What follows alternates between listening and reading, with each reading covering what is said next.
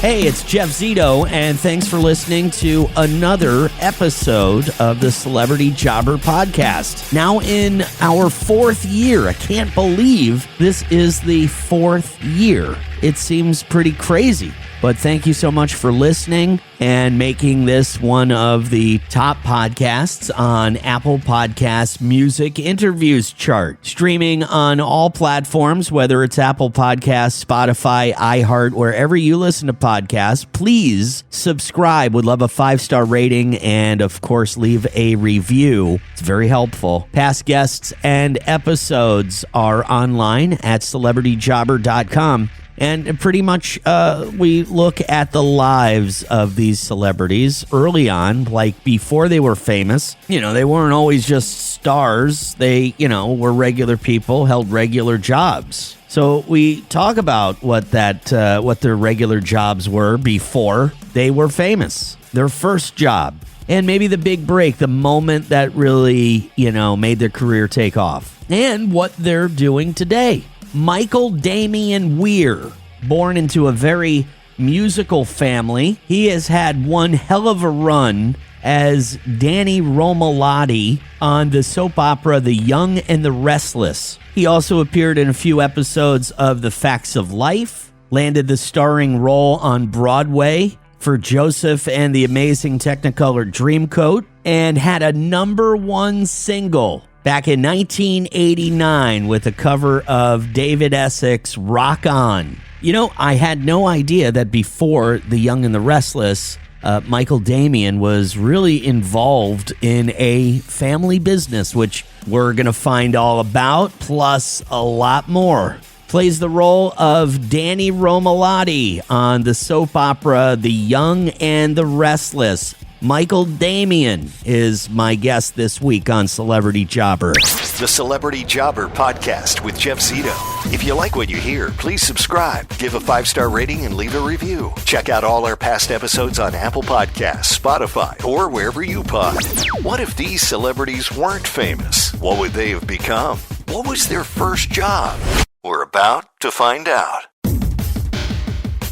Hey, how's it going? Michael, how are you? It's been a long time, and I feel like... I know. I feel like we're old friends because, I've known of Danny Romalotti since I was 6 years old because my mother and my sister are huge fans, and, and then I guess by osmosis, I kind of got sucked into it myself. I think that happens to a lot of guys. I love it, and I want to thank your family for getting you sucked into the show. That's awesome.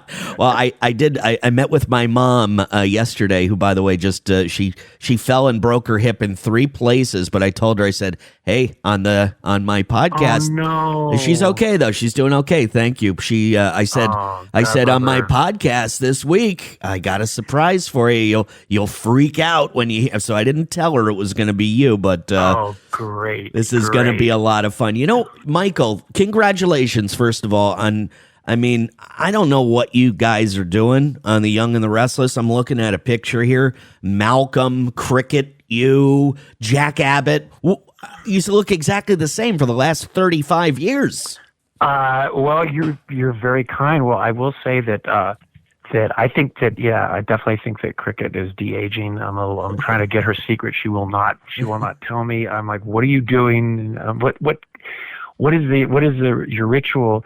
But, it's a really great group of people. And I think everybody on the show really, takes care of themselves and, really, just trying to, really stay, relevant and stay healthy and keep doing great stuff. And I'm really blessed to be a part of that. Man, it's pretty incredible because I feel like I hit a wall right at 35, and here you guys are. Oh, stop. So, before, when I first found out that you were going to come on, I'm like digging in a little bit, looking at some bio from Michael Damian. I know a lot about you, but I had no idea that when you were a kid, you were in, for lack of a better description, a family band like the Partridge Family. You and your brothers and sisters were in this family band when you were a young kid. Tell me a little bit about growing up and how that even happened. Well, my mother was a concert pianist, and she taught us all. I have 8 brothers and sisters. There's 9 of us,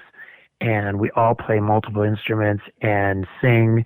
And we had a family band for many years. We didn't have a cool bus like the Partridge Family, but we were, yeah. And so we had been performing for years and years, and we moved to LA. We're from San Diego County, and then we moved up to LA, and then I recorded a single, and had the great fortune of performing it on Dick Clark's American Bandstand.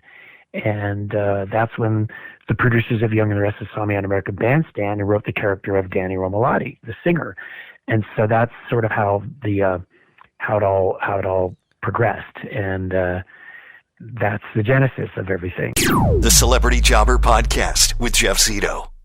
The Celebrity Jobber Podcast with Jeff Zito. What's the, like, what you said, 9 brothers and or you're one of 9? I mean, yeah. How many, like, what's, how far of an age gap is there? I have 6 sisters and 2 brothers, and we're pretty much 1 year after the next. I mean, it was like, there's a gap of about a 2-year gap between me and my younger sister. And so, but other than that, it was like every year there was a kid. Wow. So my mom was very busy. Yes, she was. Now, what is all of your other brothers and sisters? Are they still in the business? Are they as successful in the music business still? Well, yeah, my brothers are Grammy Award-winning hit, music producers, and have the top recording studio in LA called Studio City Sound, and artists like, No Doubt, Eric Clapton, Rod Stewart. I mean, you name it, the list goes on and on of people that have been in there. So that's been a really great inspirational hit factory that I've been able to tap into and work on. That's what I'm working right now on the new album. And my sisters still play music. Mostly, a lot of them do a lot of weekend church music and performing at the churches. And, but there's still that music connection that will never go away. Right.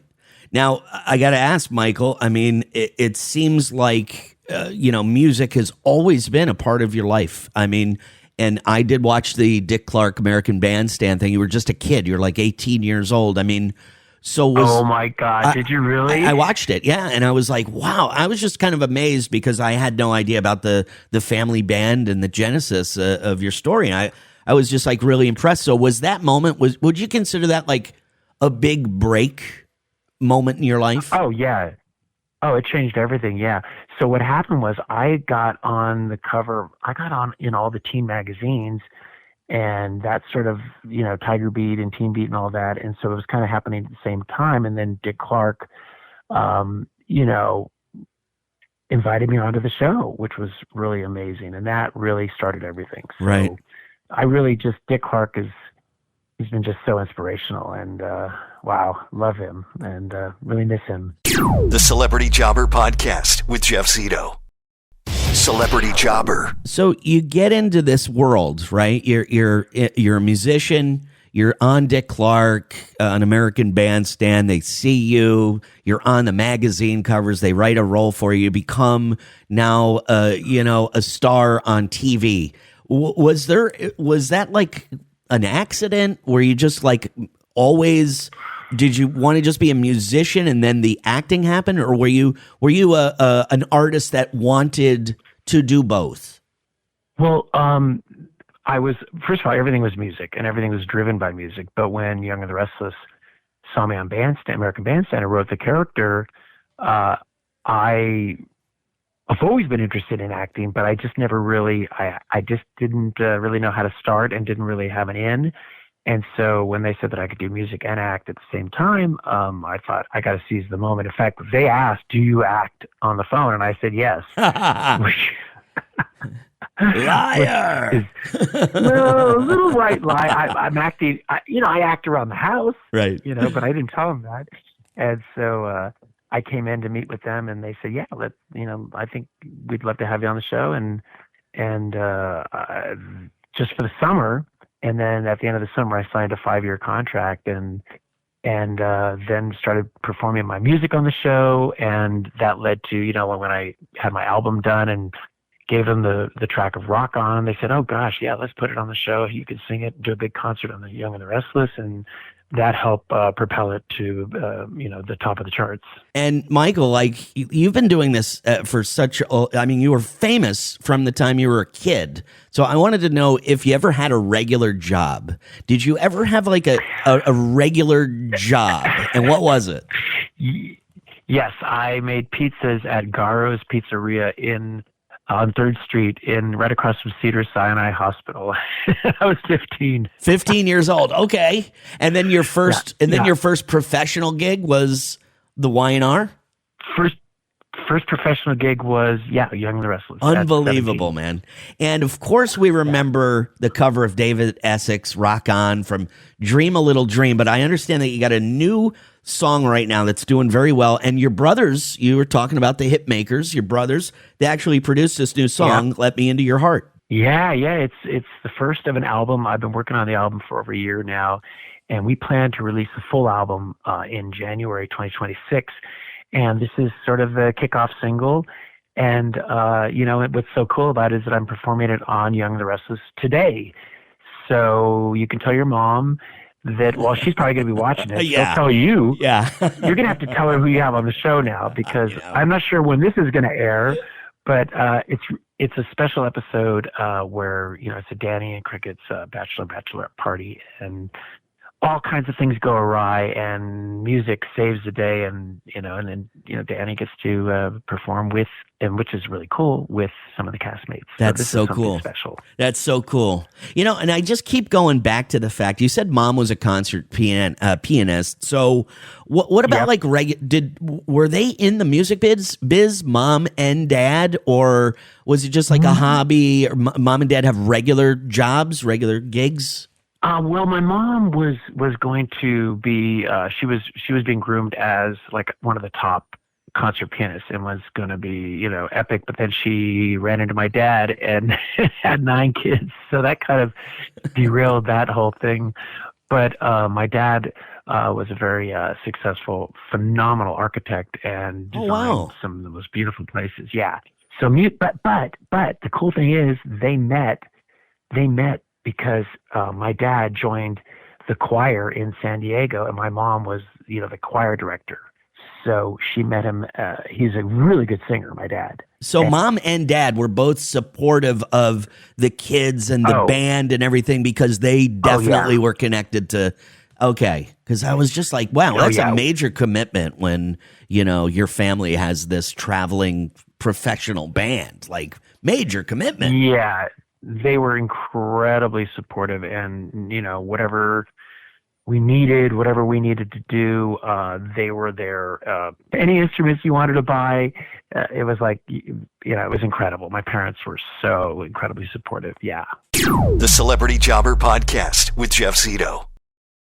Celebrity Jobber. Michael, was there ever a moment in your life where you're like, okay, this is great.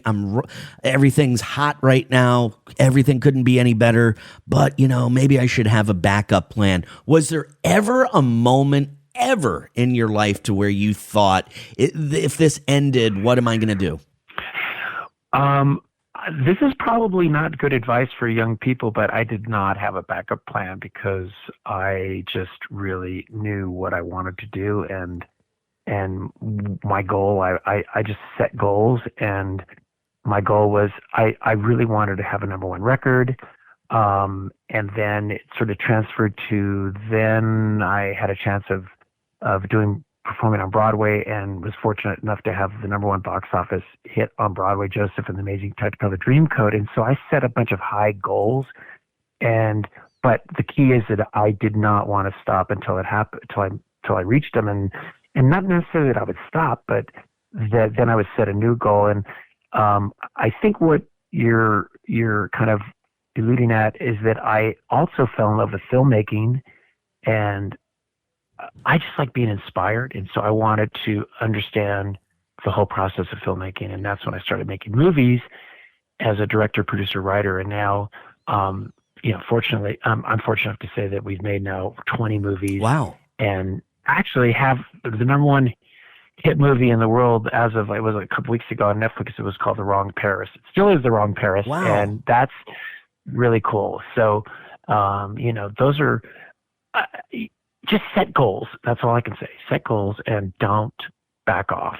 If you really believe in it, that's what I just think you gotta go for it. And I'll give you an example. When I sent out Rock On to all the record labels, I got 10 rejection letters, and they said, "We don't hear the hit." And I was like, "Well, I still think it's a hit." So maybe I'm just delusional, but we got a number one record out of it, multi-gold, and so I'm just glad I didn't give up when they said that to me. You know what I mean?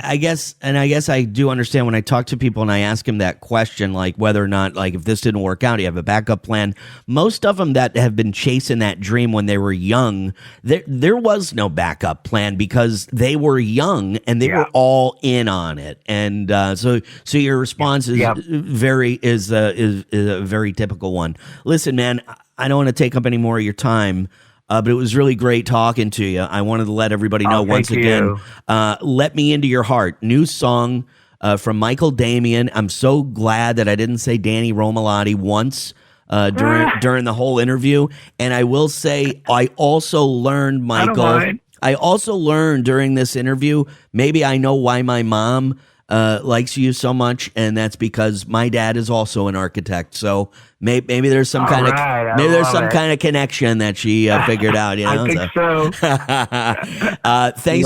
Thanks for your time, and good luck with everything. Okay. And have a great day. Thank you. All right, thanks so much, man. Take care.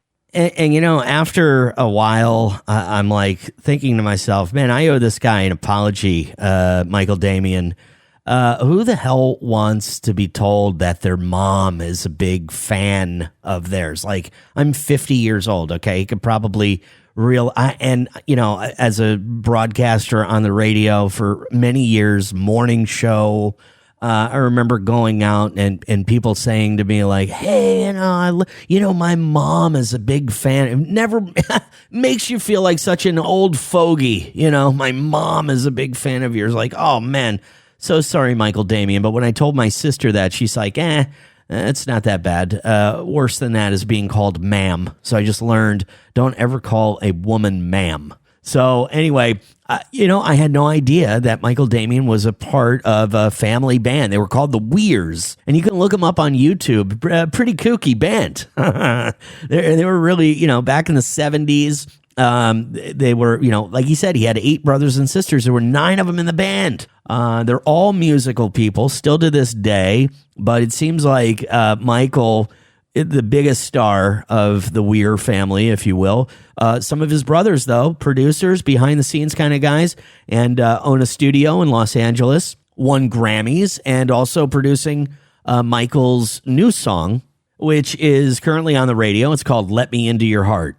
His family, like I said, very musical. His mom, a concert pianist, and his father, an architect. But I guess they met singing in the church choir, something like that. Not to mention, I did see Michael's performance on American Bandstand with Dick Clark. It was that moment, his big break. Exposed him to millions of people. And by chance, he gets a phone call from the soap opera, The Young and the Restless, saying, hey, have you ever acted before? He's like, yeah, sure. And they create a role for him. And he said by the end of the summer, they gave him a 5-year contract. So, I mean, he definitely had a little bit of luck involved. There's no doubt about it. But took the ball and ran. What a career with The Young and the Restless. I mean, we're talking 45 years. And the guy is 63 years old. So he was just a kid when he got the role. Not to mention a #1 single. You remember the cover of the David Essex, Rock On, back in 1989? Huge song, #1 hit. First job making pizzas in Los Angeles as a 15-year-old. It was a damn good first job. Pizza boy.